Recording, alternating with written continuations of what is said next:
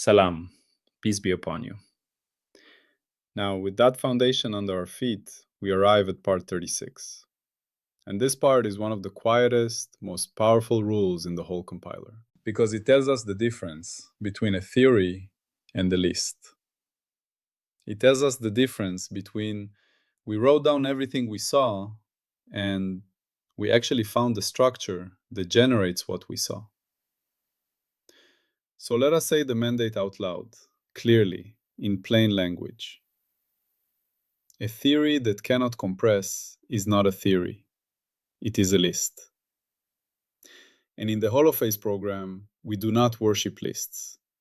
We respect them because lists are raw evidence. But we do not confuse evidence with understanding. Understanding is when we can take many different public observables, things we can measure, compare, and certify, and reduce them to a minimal set of invariant generators, a small alphabet, so that everything else becomes a function of that alphabet. That minimal alphabet is what we call an invariant basis. And the rule that forces us to keep the alphabet small is what we call generator minimality. This is the compression rule. Now, before we go any further, we keep our firewall. We do not tell stories about what happens. We do not do dynamics. We do not do evolution in time. We do not do causes, forces, or probabilities. This is episode 14. This is the compiler. We are writing the timeless rules that determine what can be publicly certified at all. And we also keep triunity. Every structure we certify here has 3 readouts from the same differentiation: omega for cadence, kappa for texture, nu for drift. We do not treat time, space, and motion as primitives. Omega, kappa, and nu are labels for how certified structure reads out, not what reality is made of. Good. Now we can walk. Let us start with an everyday picture. Imagine we are cleaning a messy room. Not because we love tidiness, but because we want to find what is actually in the room. At first, we pick up objects and we make a list. A sock, a book, a coin, a phone charger, a pen, another pen, a notebook, a cable, a different cable, a key, a keychain, a little screw, a bigger screw, a tiny battery. That list can get very long. But then, if we are smart, we notice something. We notice that many items are the same kind of thing.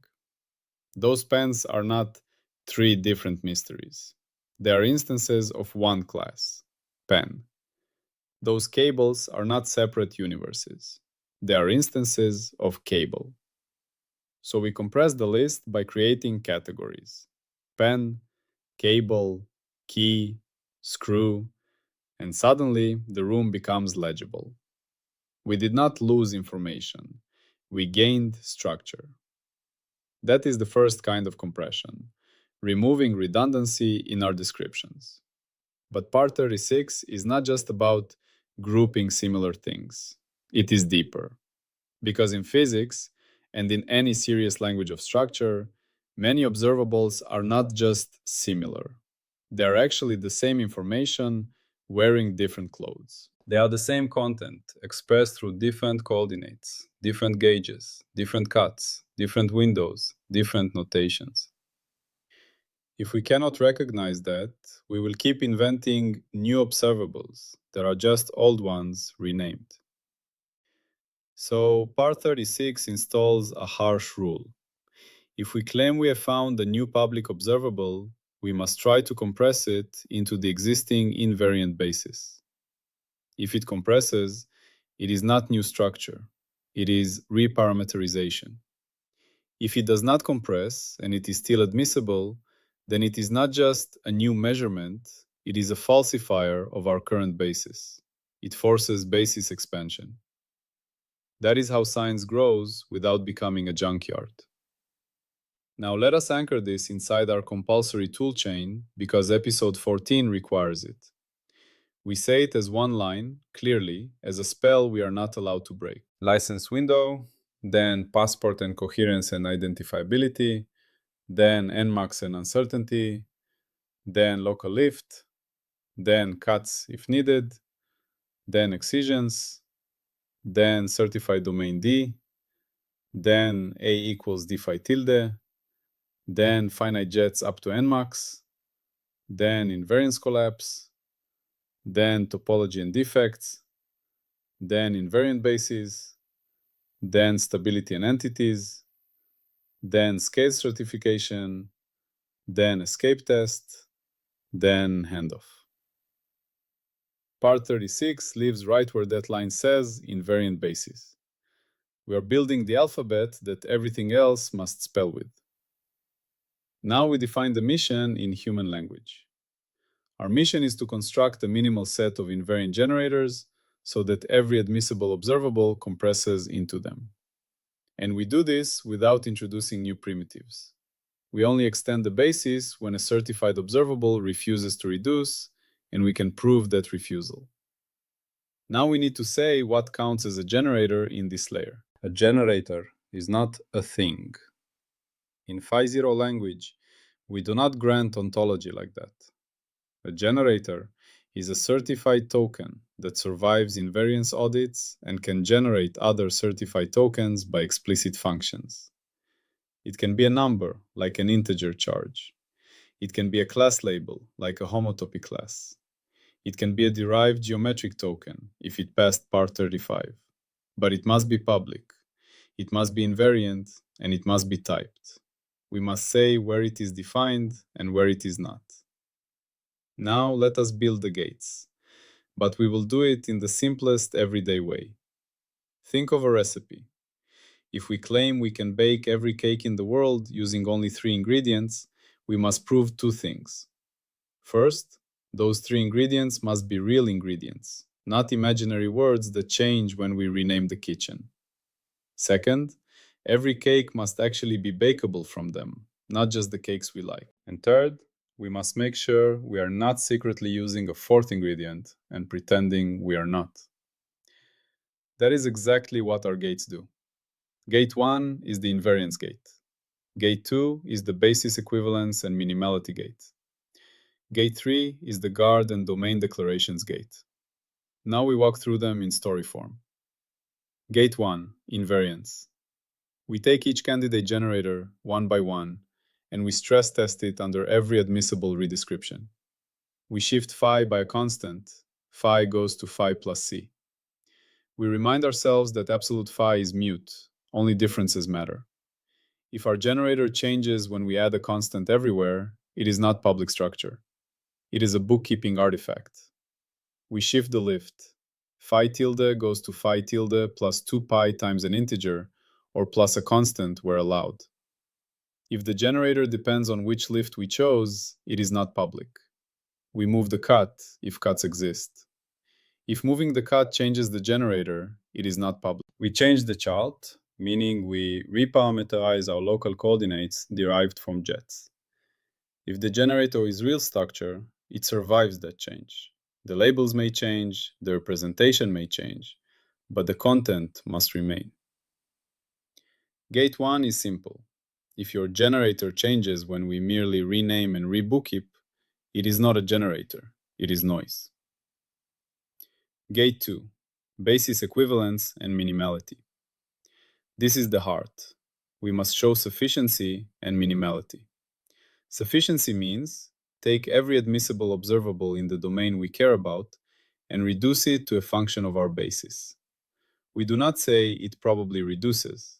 We show an explicit reduction map. In audio language, we can say it like this. For each observable Oj, we must be able to say Oj equals Fj of B1, B2, up to Bm. In symbols, spoken. O sub j equals F sub j of B1 through Bm. And then we immediately translate. It means every certified measurement report can be computed from the basis, without adding new ingredients. Minimality means if any basis element can be computed from the others, it is redundant and must be removed. So we try to express bi as gi of the rest. If we succeed, bi is not a generator. It is a dependent summary. It must be deleted from the basis. Gate 2 is ruthless. It does not let our basis become a museum of nice ideas. It forces the smallest possible alphabet. Gate 3. Guard and domain declarations. This gate is the honesty gate, because compression is not magic that works everywhere. A reduction that works in one domain can fail near a defect, fail where the jet rank drops, fail where nmax changes, fail where coherence collapses. So every generator must come with a passport, where it is defined, what its domain is, what the guards are, and what happens outside. If we do not declare this, we will accidentally treat a local rule as a global truth. That is how mythology enters science.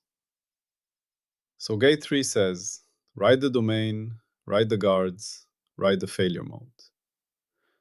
Now we must include an explicit invariant stress test inside the narrative, because it is mandatory. So we do one now. We take a candidate generator, the integer charge n from a loop around the defect, as certified earlier. We perform the stress test. We shift phi by a constant. That does not change differences. The charge remains n. We change the lift by adding a constant. The carrier A equals d phi tilde stays the same. The integral around the loop stays the same. The charge remains n. We move the cut as long as we do not cross the loop or the defect in an illegal way. The computed holonomy changes by an integer multiple of 2 pi. But the charge token, which is the integer residue of closure, remains invariant. The charge remains n. We deform the loop within the certified domain without crossing the defect. The charge remains n, so n passes the stress test. That is what a generator looks like. Now, let us make this part deeply intuitive, because compression can sound abstract. We use a few everyday analogies across scales, like you asked. First, language. If we memorize every sentence we have ever heard, we have a list. If we learn a small alphabet and grammar, we have compression. We can generate infinite sentences from a finite basis. That is what structure is, a generative compression. Second, music. A child might write down every note of every song.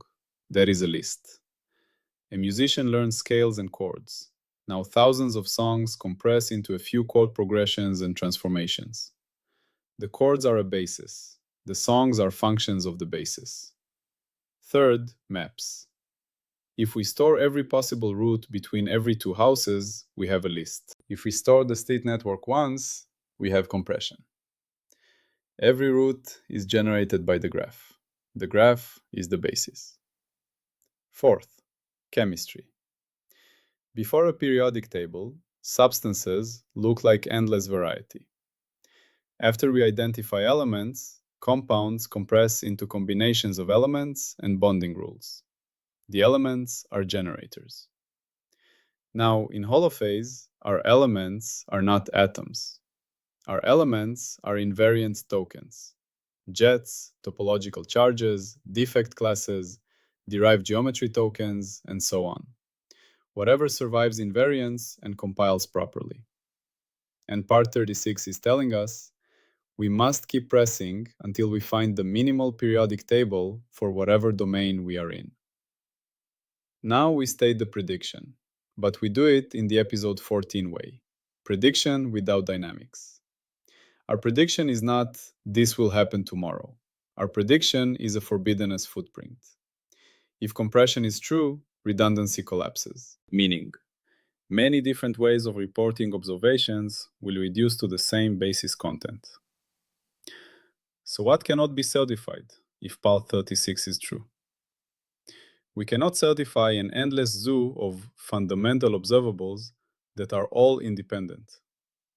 If someone keeps proposing new observables and none of them reduce to the basis, then either the basis is wrong, or the observables are not admissible, or the domain is mistyped, or we are smuggling bookkeeping. So the failure signature we expect is this. Apparent novelty will often vanish under basis reduction. A new effect will turn out to be a relabeling, a gauge artifact, a cut artifact, a window artifact, a coordinate artifact. That is the compiler doing its job. And the more mature a science becomes, the more brutal this becomes. Mature science is not the discovery of endless new nouns. Mature science is the discovery of smaller alphabets that can speak more. Now we define the falsifier. The falsifier is an admissible observable that cannot be reduced to any invariant basis expressible in phi0 tokens. Let us say it slowly. We have a domain D, certified. We have a basis B, certified. We find an observable O new. We run all gates. It has a passport. It replicates across windows. It survives redescriptions. It is invariant. And still, after exhaustive reduction attempts, O new cannot be written as a function of the basis. Then the basis is insufficient. That is not an embarrassment. That is a discovery. It means we found new structure that truly must be added as a generator. But even then, we do not add a new primitive. We extend the basis with proof, and we rerun minimality until the basis becomes minimal again. Now we make this vivid with a story the listener can hold. Imagine we are cataloging animals. At first we list a cat, a tiger, a lion, a leopard, a cheetah. Then we notice structure.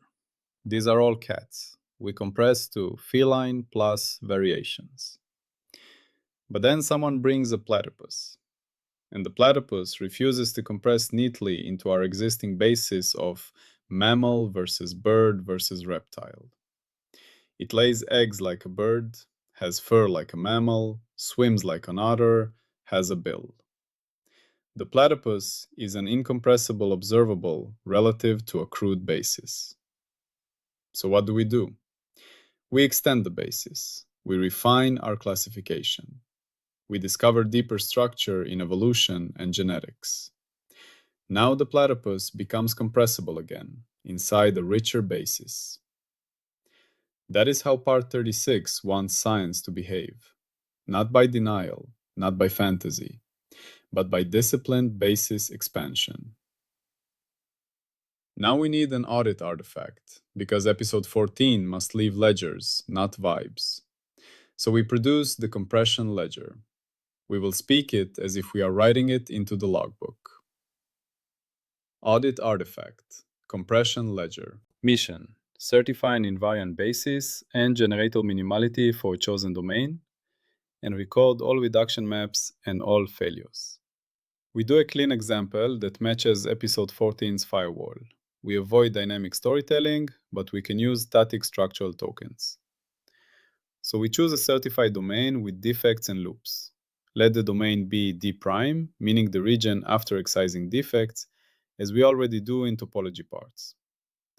We have observables, loop integrals of A around certified loops, integer charges, linking numbers if present, and derived geometry tokens if we compile them.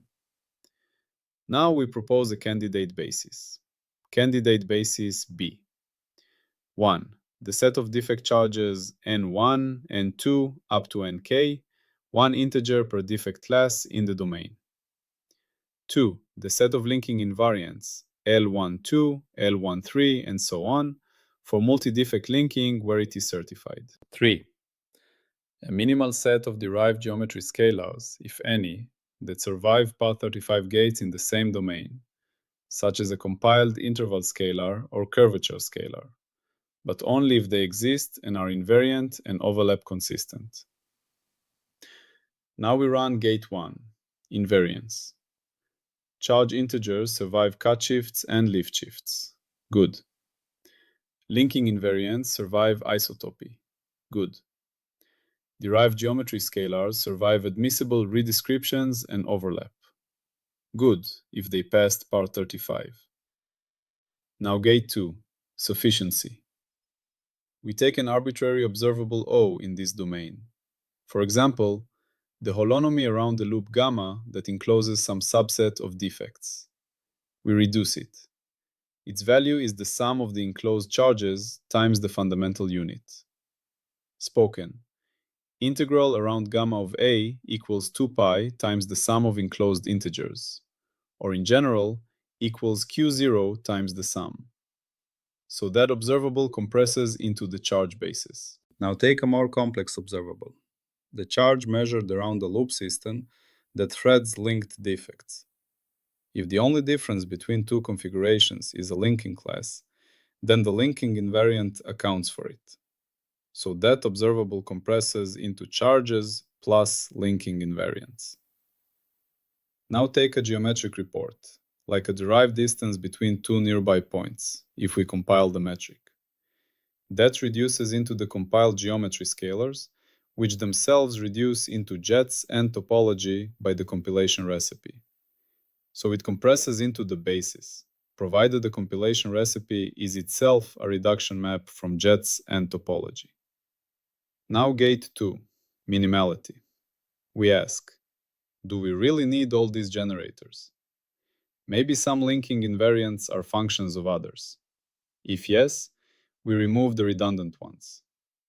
Maybe a derived geometry scalar is fully determined by the charges and jets in this domain. If yes, it is not a generator, it is a summary. We remove it. We keep only what cannot be reduced. Then gate 3, guards and domains. We write charges defined only for loops entirely inside D prime. Linking invariants defined only when loop representatives are certified and non-intersecting. Derived geometry tokens defined only on the subdomain where jets have enough rank and nmax supports the needed derivatives. We record all that. And we also record failed reductions, because failures are precious. A failed reduction is a place where our current basis might be missing something, or where the observable is not admissible, or where our domain is mistyped. That is what the ledger is for, failure localization. Now we state the carry, because every part needs a carry that the listener can remember. Compression is proof of understanding. If we cannot compress, we are still listing descriptions. And this carry must not be misunderstood. Compression does not mean oversimplifying. Compression means finding invariant generators such that we can regenerate the full variety without losing public content. It is the difference between throwing away detail and encoding detail efficiently. Now we must include the revocation clause, because episode 14 requires the drift killer. So we say it plainly. Revocation clause. If a proposed basis fails to generate all certified observables, we do not patch it with storytelling. We do not add new primitives. We do not invent extra dimensions or hidden forces just to save face. Instead, we do one of two honest things. Either we show the new observable was not admissible. It depended on a cut, a chart, a window artifact, a lift choice, or an illegal domain. In that case, we revoke the observable. Or, if the observable is admissible and still incompressible, we extend the basis, but only with proof of necessity. And then we rerun minimality until the new basis is again minimal and invariant. That is the only allowed move. No new primitives, only necessary basis extension. Now we do something crucial for the listener's intuition. We connect this to the triunity readouts without smuggling time or space. Because someone listening might think, compression sounds like data science, not physics. But it is exactly physics. When we say omega, cadence, we are talking about how patterns change across comparisons within windows. When we say kappa, texture, we are talking about the structure of variation in jets. When we say new, drift, we are talking about transport of patterns as read out from consistent comparison structure. These readouts generate many derived observables. Compression says, do not treat each readout report as a new fundamental object. Instead, find the minimal invariant generators that produce those readouts across windows. So even triunity benefits from compression. The world does not become three separate worlds. It remains one structure with three readouts. Now we include a second everyday analogy that lands the minimality rule like a hammer. Imagine we are packing for a long trip. We have a suitcase. If we pack 5 jackets, 3 pairs of boots, and 4 hair dryers, we did not gain more power. We gained redundancy and weight. A good traveler packs minimal generators, a coat that works in many conditions, shoes that can handle multiple terrains, tools that can combine. Then, with a small basis, we can generate many outfits. That is minimality. Part 36 is basically telling our theory. Pack like a professional traveler, not like a panicked hoarder. Now we must also include the prediction without dynamics failure signatures more sharply, because you want rigor. So we say, if someone claims a new observable, but it changes when we shift phi by a constant, it fails invariance and is rejected. If it changes when we move the cut, it is a cut artifact and is rejected. If it changes when we change charts, it is coordinate artifact and is rejected. If it only appears in one window and vanishes in another licensed window with overlap, it fails replication and overlap survival and is rejected. If it survives all that, but still reduces to a function of the basis, then it is not new. It is a reparameterization. In that case, what disappears is the sense of novelty. What remains is a simpler basis description. That is the footprint. Now, if the listener wants a deep philosophical punchline, we give it in a simple sentence. Public reality is the part of reality that can be compressed invariantly. That is what public means here. Not social agreement, not popularity, but invariance under the allowed redescriptions. Now we close in the same style as the previous parts. We seal the mandate, we restate the achievement, and we point forward.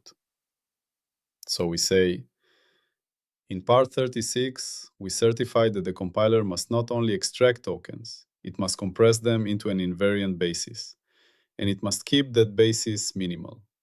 We installed the 3 gates, invariance for each generator, basis sufficiency and minimality, and guard plus domain declarations. We stated the prediction. Redundancy collapses, and novelty often becomes reparameterization. We stated the falsifier. An admissible observable that refuses reduction forces basis extension. We wrote the audit artifact, the compression ledger, including reduction maps and failure localization. And we installed the revocation clause. If the basis fails, we extend with proof. We never add new primitives, and we re-minimize. Now we look ahead, because once we have a minimal basis, something beautiful happens. Everything becomes speakable in a small language. The universe becomes writable in a shorter sentence. And that sets up the next compiler work. How invariants form stable entity tokens, how scales stratify, how the escape test is applied to the whole structure, and how handoff ports are defined to later layers that handle dynamics and probability without corrupting structure. And one more thing, because you asked us to say it. If you want to go deeper, if you want the formal work behind these ideas, you can find it on Zenodo by searching for Holophase. The compression audit is active. All structural descriptions must be reduced into a minimal invariant basis, or rejected as lists. All proposed generators must survive invariant stress tests, and all bases must prove sufficiency and minimality with explicit reduction maps and typed guards. Redundant generators are revoked. Basis extensions are permitted only when a certified admissible observable is proven incompressible, and even then the basis must be re-minimized without adding new primitives. Always, peace be upon you.